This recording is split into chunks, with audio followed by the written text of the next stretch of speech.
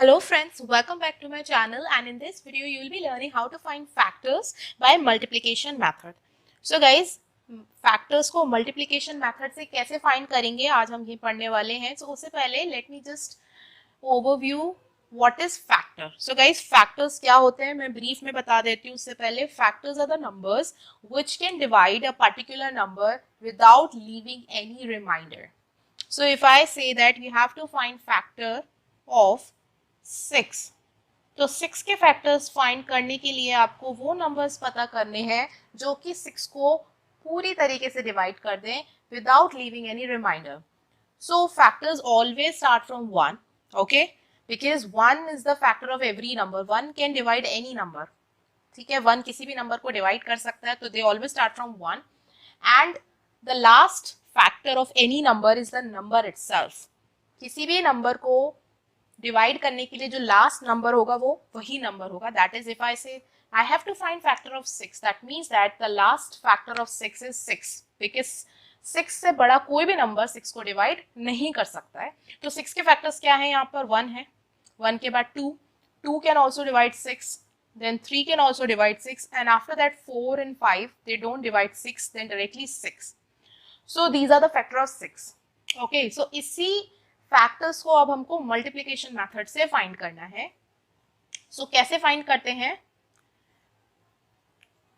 We again I said that factors always start from 1, okay, और यहाँ पर multiplication method का मतलब है that we have to multiply, so we always start from 1, okay.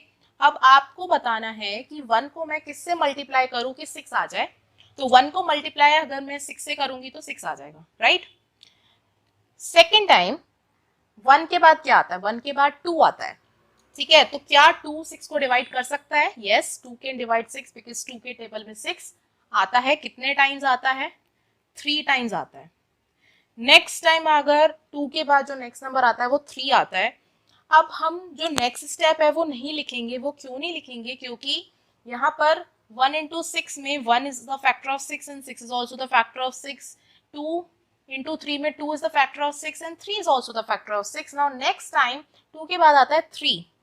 तो अगर आप 3 की बात करो then 3 is the factor of 6, क्योंकि 3 के टेबल में 6 2 टाइम आता है. 3 into 2 is 6, बट हम नहीं लिखेंगे because we have already written in the second step 2 into 3.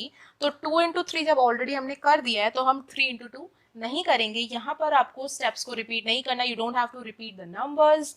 यहाँ पे आपको you have to start with 1 and then you have to keep checking on after 1 then 2 then 3, okay. तो यहाँ पर we don't write the third step. अब 3 के बाद is there any number that can divide 6? 3 के बाद आता है 4, 4 के टेबल में 6 नहीं आता है, 5 के टेबल में भी 6 नहीं आता है, एंड द लास्ट इज 6. अब हम 6 वाला स्टेप भी नहीं लिखने वाले हैं क्योंकि ऑलरेडी हमने फर्स्ट स्टेप में 1 into 6 लिख लिया है. सो यहाँ पे 6 के फैक्टर्स क्या है? 1 है, 6 है, 2 और 3 है. तो यहाँ पर आपको क्या देखना है इन the multiplication method is that कि जब आप किसी नंबर को किसी दूसरे नंबर से मल्टीप्लाई कर रहे हो तो आपको उन दोनों नंबर्स को कंसिडर करना है. यहाँ पे 1 into 6 में 1 is the factor of 6 and 6 is also the factor of 6. So you have to consider both the numbers, okay? So you don't have to repeat the numbers which are already used. तो अब ये तो छोटा number था, okay? If I take any bigger number, for say if I take 15, तो अब मुझे 15 के फैक्टर्स निकालने हैं. So as I said that factors start from 1, so you have to start from 1. अब 1 को मैं किससे मल्टीप्लाई करूँ कि 15 आ जाए? 15 से, राइट. अब 1 के बाद आता है 2, लेकिन क्या 2 के टेबल में 15 आता है? नहीं. सो यहाँ पर in the multiplication method you should know tables very well. If you know the tables then you can do them. Otherwise अगर आपको टेबल नहीं आते then you have to divide. अगर आपको 2 का टेबल नहीं आता होता तो आपको क्या करना पड़ता है? आपको 15 डिवाइड बाय 2 करना पड़ता है जस्ट टू चेक कि 2 डिवाइड कर पा रहा है 15 को कि नहीं. तो यहाँ पे 2 के टेबल में 15 नहीं आता है. Then we move on to the next number. तो 2 के बाद आता है 3. तो क्या 3 के टेबल में 15 आता है? यस, 3 के टेबल में 15 आता है. कितने टाइम्स आता है? 5 टाइम्स. अब 3 के बाद आता है 4. 4 के टेबल में 15 नहीं आता है. 5 हमने ऑलरेडी यहाँ पे लिख लिया है 3 into 5, तो 5 को हम रिपीट नहीं करने वाले. 5 के बाद आता है 6, 7, 8, 9, 10. अब there is no number जिसके टेबल में 15 आता है. So what are the factors of 15? Factors of 15 है आपके 1, 15, 3 and 5. So let me write them. Factors of 15, 1, 3, 5 and 15. Let me take few more questions so that it gets clear to you. क्योंकि ये छोटे number है ना, so अब मैं directly एक थोड़ा सा बड़ा सा नंबर ले ली हूँ. So I'm taking for say 48. Okay. So again we'll start from 1. So 1 को किससे मल्टीप्लाई करें कि 48 आ जाए 48 से. नेक्स्ट टाइम 1 के बाद आता है 2. क्या 2 48 को डिवाइड कर सकता है? यस.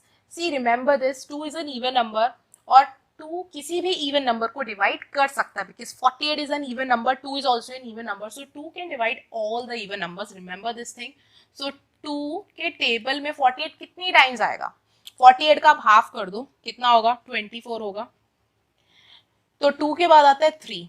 क्या 3 के टेबल में 48 आता है? अब 3 का टेबल तो सिर्फ आप 30 तक ही लर्न करते हो, राइट? लेकिन क्या 3 सच में 48 को डिवाइड करता है कि नहीं, ये जानने के लिए आपको 3 का डिविजिबिलिटी टेस्ट पता होना चाहिए. मैंने एक वीडियो बनाई है जिसमें मैंने बताया कि without dividing any large number how do you know that कि वो नंबर 3 से डिवाइड किया जा सकता है. तो उसके लिए आपको क्या करना पड़ेगा, यहाँ पे ये कैसे पता चले कि 48 जो है वो 3 से डिवाइड हो सकता है. उसके लिए आपको क्या करना है, the divisibility test is that आप उस नंबर की डिजिट्स को ऐड कर दो.